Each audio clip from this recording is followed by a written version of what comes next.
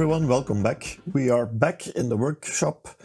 I have now the tape recorder here on the workbench. If you haven't seen the last two videos, I completely mechanically restored, let's say, this tape recorder. The last two videos, they were simply about the mechanical part, so I had to spend a lot of time cleaning and getting everything disassembled, and then, cleaning all the parts, putting everything back together again, greasing, lubricating.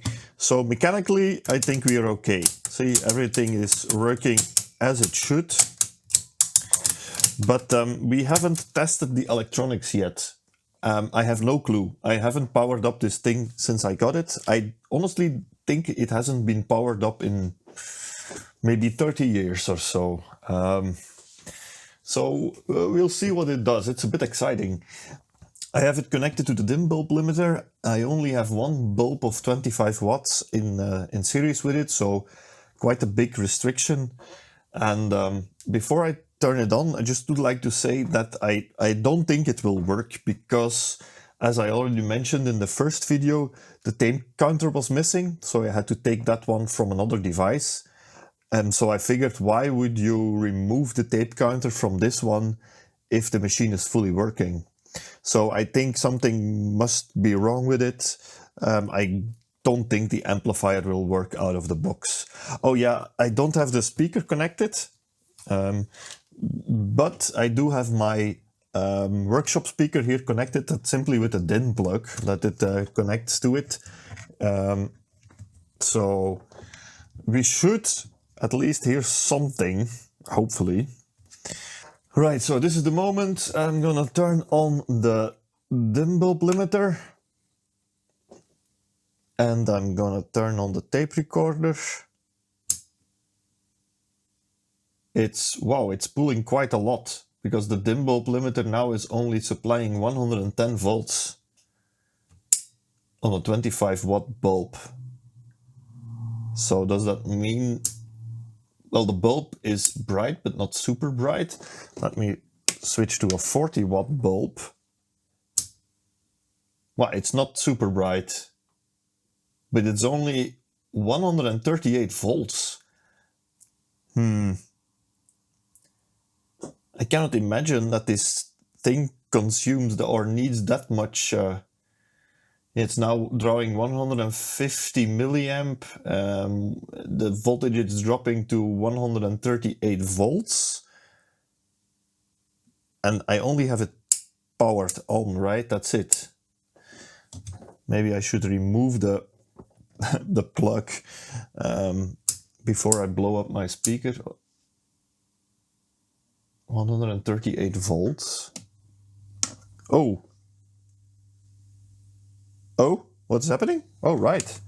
Ah, it's because the motor is always spinning on this thing, even if you're... okay, yeah. Of course, as soon as you hit the play button or the start-stop switch, the motor starts running. So that explains why it's... now it's much better. Now I have now a 25 watt and a 40 watt bulb. And it's now 197 volts. So that seems to be okay. Right. So we have the motor spinning. What if I hit play? Now I don't have any speaker connected, so we won't hear anything yet, but the take-up reel is spinning. That's nice. I have here the capstan and the pinch roller, they are spinning. Fast forward. That's working. Rewind. That's working as well. The tape counter is working. Oh, this is actually quite nice. So pause. Yeah, that's working here as well. Does it pause on fast forward? No. No, you cannot. Yeah, that's normal. You cannot pause on rewind or fast forward. Okay. Before I hook up a speaker, I'm gonna try to see if I have some offset on the speaker terminals, some DC offset before I kill my speaker. Not sure if this is gonna work because let me first check the schematic. I guess this is a capacitively coupled output. Yes, it is. And it's floating, so that means I won't be able to... There will be DC offset on here. Well, it's a capacitively coupled output, so we are not risking a lot. That means you cannot really measure the DC offset in this case, because the output is floating behind the capacitor. So you will always measure a high DC offset. Wait, I can show you. So on these older amps, which have a capacitively coupled floating output, so not a, well, let me just show you instead of trying to explain. So I'm going to turn it on, and now if I measure here DC offset on the speaker terminal, see, 10 volts. If I press play, it won't change. So we have 10 volts on the speaker output, so that would make you normally very concerned, but that's because there is a capacitor on the output which is floating. So that means, well, that you need to connect a speaker to get rid of this offset. So I'm just going to, yeah, see, you heard that plop, that's the capacitor discharging. Let's try again. Oh, which one of these is the volume control? I'm gonna turn these all the way to the left.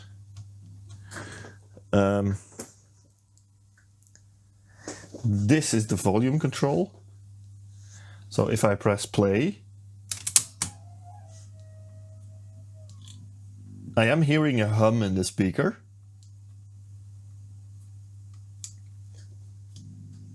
If I turn it all the way up, I'm hearing a hum in the speaker, so it might work. I'm going to add another bulb because I'm still low in voltage. Okay, now we have 228 volts, that's better.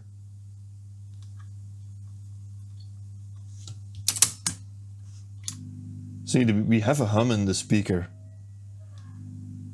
Let me see if I can find a tape here, which is garbage. Right, so I got a tape here. This is the take-up reel.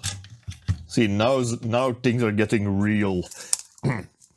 Pun intended. I have a tape here. This tape is... Well, I got it from an old machine. It's a very bad recording. I don't really care what's on it. And oh yeah, I still need to change this piece in the tape pad. I explained this in the last videos that here there is a piece which has been, well, Frankensteined. It has replaced another piece which was probably broken off.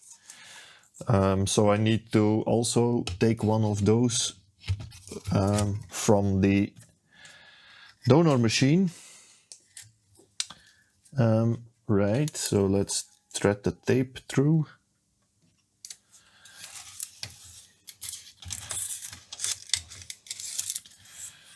Okay, let's hit start. Well, no, let's hit power it on and let's hit play. That's working. Oh, it's playing. It's playing bad though, but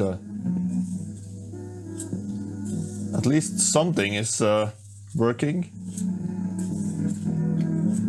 Yeah, the volume control is clearly quite dirty. This should be tone. Yeah, that's definitely tone control. I cannot believe that this amplifier is just working out of the box. I think it could use a bit more. Oh no! Oh wow! it's working quite well. Okay, the tone controls are dirty. These are the volume controls for both inputs, so these are not applicable at the moment, but hey! So this is channel, let's see if that works. This is track 2 and 3. That's track 1 and 4.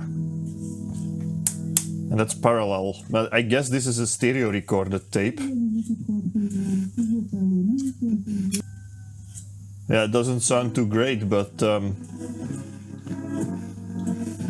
I know that the recording is also bad, so that's not really a big issue at the moment. Let's see if we can rewind. Nice. The brakes work. Forward, fast forward. That's actually working pretty well. It's squeaking a bit, but it's squeaking quite a lot.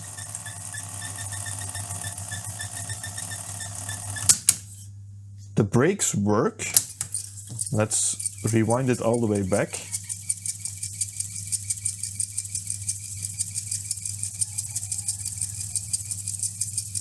It doesn't have an auto stop, this thing, so see? It's not too bad. It's really not too bad. Let me take a better tape. So this one, I know that's a lot better recording. Still not fantastic, but it's a lot better than the previous one. Okay, and I also know that this is a it has 2 different recordings on both tracks, so it's 2 mono recordings. So we should be able to test if we can have both tracks individually. There it is. Yeah. And the volume control is yeah, I hear now this is parallel, so I heard both recordings at the same time.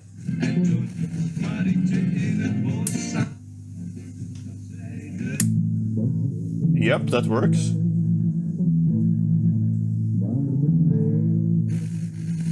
It's also very muffled.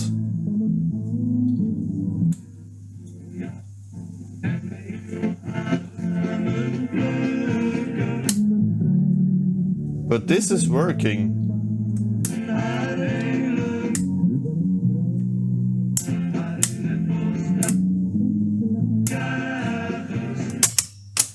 One track is sounding pretty bad though.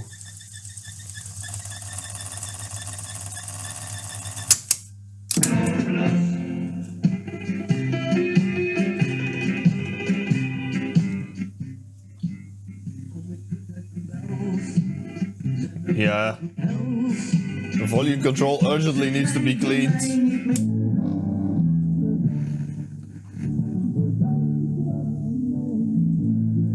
So either this track 1 is really badly recorded or there is something wrong with the playback. Anyway, I didn't expect that the amplifier would just work out of the box. That's nice. Okay, now time to start working on the amplifier. And according to the service manual, it is not difficult to take it off. So I have the service manual here. I found multiple different service manuals for this thing. This was the one that I liked the most. So if you can find this one, it's really good and it's in English and it explains the operation of the machine, how you can dismantle it, and in very, very high detail all the alignments, both mechanical and electronical, that you need to do. So this is a really, really good service manual. The schematic, however, I didn't like it very much. It's not that readable. So for the schematic, I printed the schematics from the German service manual. These are much, much better, much more readable. So I'm going to use these ones. They even have two. So one for recording and one for playback, with the switch, the recording switch set in the correct position. So that's nice.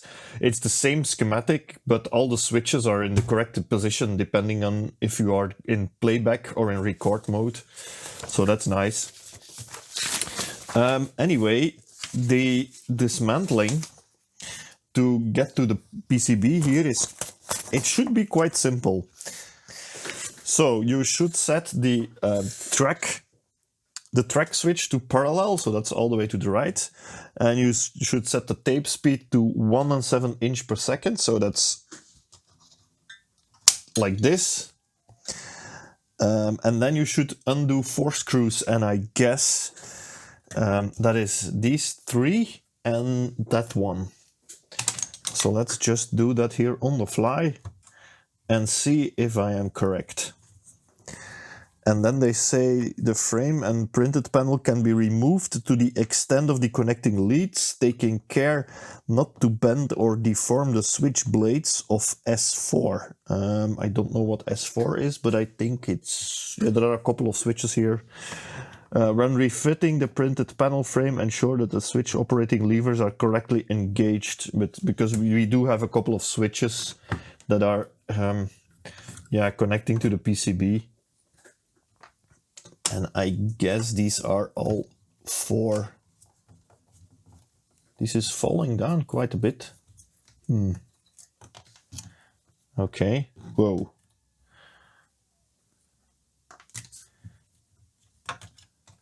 So now this should come off.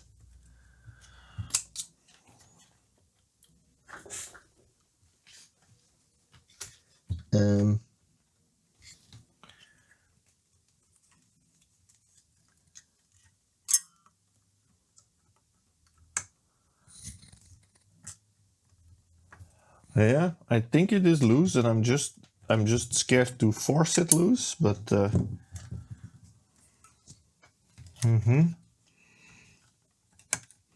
well, the thing is here, see this piece here is a bulb which is probably blown because I haven't seen it light up for the VU beater, and that one is glued more or less here to the chassis, so I guess that needs to come loose as well. There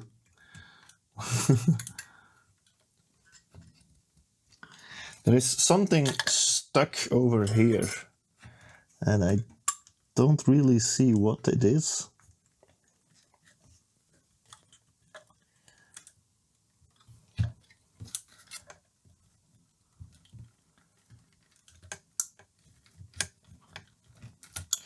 Well, it is this glue.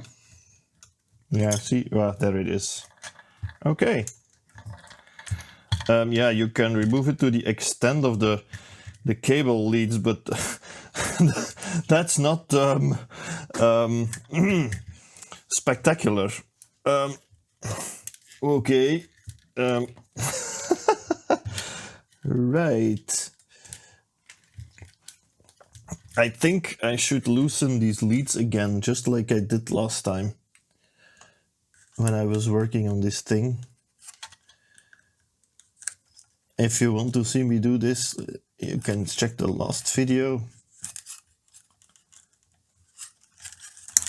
Okay. Now these ones, well, this is not the most convenient, but I think I can now work on it if I just put it like this. Okay. Right, so here we have the PCB of the amplifier. And yeah, as you see, we've got quite a bit of work to do. I've got 4 potentiometers to clean, 1, 2, 3 slide switches to clean, and a hell of a lot of capacitors to swap. 1, 2, 3, 4, 5, 6, 7, 8, 9, 10, 11, 12, 13, 14, 15, 16, 17, 18, 19. 19 at first sight. So yeah, I think I know what to do. right? So here we have the outputs, AD0161 and AD162 germanium output transistors. And yeah. Well, quick update. I have progressed already quite a bit with changing caps. So I've done here 1, 2, 3, 4, 5, 6, 7, 8, 9, 10, 11, 12, 13, 14. Still, I think 7 or 8 to go. And the ones that came out, they are all bad and seriously bad. So let's take this one, for example. That's a 330 microfarad at 16 volts. Let's see what it measures. So 330 microfarad. Yes, more than 600. So that's almost double the capacity. So that means that these are very leaky. Most of these are double the capacity, especially these Nishikons, so these light blue ones. They are all near twice the capacity that they should be. So that means they are all leaky. The Philips ones, they are slightly better, but still way out of tolerance. So this is a 68 microfarad at 16 volts. And this one will probably be a bit better. Yes, 78.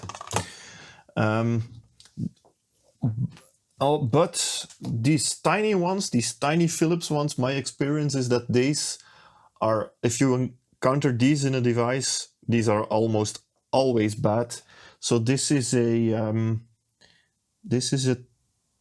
2.5 microfarad at 16 volts. Let's see what we get here.